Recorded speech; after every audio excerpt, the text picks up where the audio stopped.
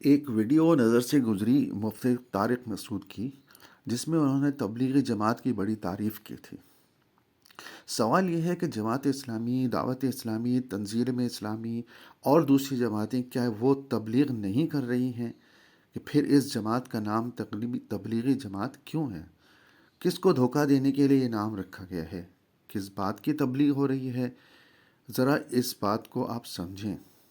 یہ ایک جماعت نہیں بلکہ ایک فرقہ تبلیغیہ، ایک نیا فرقہ 100 سال پہلے قبر پرستی اور بزرگ پرستی پر مبنی ایک نصاب ترتیب دے کر اور دوسری جانب لوگوں کو قرآن کا ترجمہ پڑھنے سننے سے روک کر جھوٹے من گھڑت قصے کہانیاں سنا کر لوگوں کو تبلیغ کے نام پر دھوکہ دیا جاتا ہے۔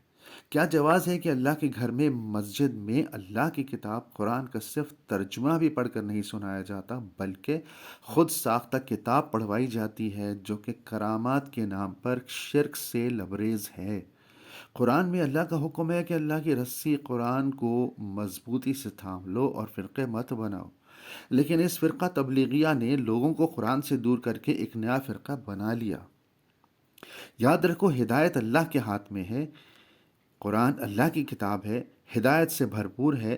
قرآن سمجھ کر پڑھنے سے گمراہ نہیں ہوتے بلکہ اللہ کی طرف سے خوب ہدایت نصیب ہوتی ہے۔ کیا اللہ سے یہ دعا مانگنا منع ہے کہ یا اللہ مجھے قرآن کے ایک ایک لفظ کے معنی سمجھا دے؟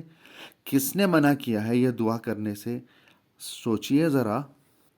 اللہ نے سورہ قمر میں 4 مرتبہ فرمایا، ہم نے اس کو بہت بہت آسان کر دیا ہے سمجھنے اور سیکھنے کے لیے۔ کون ہے اس کو سیکھنے والا؟ یہ عام اعلان ہے اللہ کی طرف سے، پھر یہ کہنا کہ سمجھنے کی کوشش کی تو گمراہ ہو جاؤ گے۔ یہ کتنا بڑا الزام ہے اللہ پر، جو تمہارا خالق ہے اور مرنے کے بعد وہیں جانا ہے۔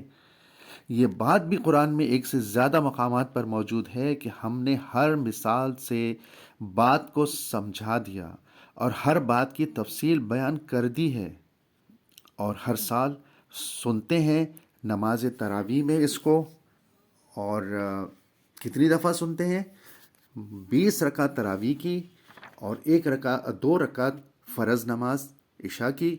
22 مرتبہ سورہ فاتحہ پڑھی جاتی ہے روزانہ 30 دن تک رمضان کے، اور ہر سال۔ بتاؤ کیا سمجھے، کیا اثر ہوا؟ تمہیں تو روکا گیا ہے، اتنا سورہ فاتحہ کے معنی بھی نہیں سمجھنے دیتے۔ عجیب بات ہے نا، غور کرنے کی بات ہے۔ یہ بات بھی قرآن میں موجود ہے، اور ہر سال سنتے ہیں۔ کیا سنتے ہیں؟ جبکہ آپ نے اپنے اوپر پابندی لگا رکھی ہے کہ سمجھنا نہیں، تو کس نے کہا کہ صرف سننے کا ثواب ملے گا جس کو آپ سمجھ نہیں سکتے؟ سورہ اعراف میں حکم ہے کہ جب قرآن پڑھا جائے تو خاموش رہ کر سنو تاکہ تم پر رحم کیا جائے۔ تو میرے بھائی، کچھ سمجھو گے اور اثر ہوگا تو ہی رحم کیا جائے گا نا۔ اب غور کرو کہ تمہاری ماں یا تمہارے باپ نے تم سے کچھ کہا، تم نے اس کو سن لیا، اور اس کے بعد تمہارے ماں باپ تم سے پوچھتے ہیں کہ کیا میری بات سمجھ گئے؟ تم کہو کہ میں کچھ نہیں سمجھا، میں تو صرف سن رہا تھا۔ تو غور کرو کہ اس کے بعد ماں باپ کا ریئیکشن کیا ہوگا۔ یہی معاملہ ہے کہ تم قرآن سن رہے ہو لیکن یہ کہ ہم سمجھ نہیں سکتے، ہم تو گمراہ ہو جائیں گے۔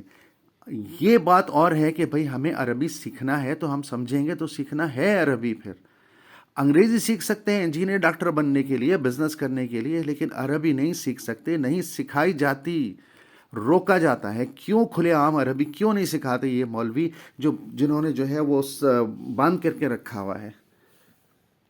انجوائے کر رہا ہے مولوی۔ 8 اور 20 رکعت کی تراویح میں الجھا دیا ہے، 1 رکعت میں بھی قرآن سمجھ میں نہیں آتا، صرف سورہ فاتحہ کے معنی بھی سمجھ میں نہیں آتے، اور ہر سال رمضان میں سنتے ہیں۔ اور ہمارے جو حافظ ہیں ماشاءاللہ، ان کا بھی اللہ ہی حافظ ہے، اس لیے کہ ہر حافظ کو قرآن سمجھ میں نہیں آتا، ان کو نہیں آتے کہ وہ اس طریقے سے پڑھیں، اتنی اسپیڈ میں پڑھ رہے ہوتے ہیں۔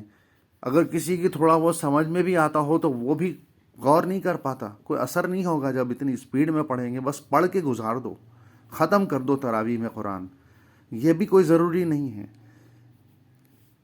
اللہ تعالیٰ سمجھنے کی توفیق دے، غور کرنے کی توفیق دے، اس بات کو سوچیں سمجھیں کہ ہم کیا کر رہے ہیں، کہاں جا رہے ہیں، حالات جو خراب ہیں اس کی اصل وجہ یہ ہے کہ ہم قرآن سے دور ہیں. ہم قرآن سے دور ہیں، ہمیں نہیں معلوم قرآن میں کیا ہے، اور ہمارے مولوی، ہمارے عالم، ہمارے حضرت جی بس وہی بتاتے ہیں جتنا وہ بتانا چاہتے ہیں، جس سے ان کی دکان چلتی رہے.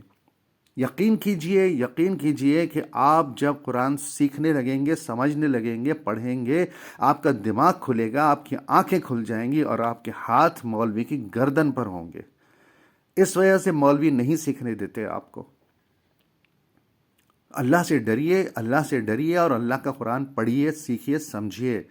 اللہ کے ساتھ ایسا مت کریں، اللہ کے ساتھ ایسا مت کریں کہ اس کے قرآن کو ہم صرف سن رہے ہیں اور توجہ نہیں دے رہے ہیں، اس لیے کہ ہمیں کو سمجھ میں نہیں آتا. ہم سمجھنا بھی نہیں چاہتے، مولوی نے روک دیا ہے.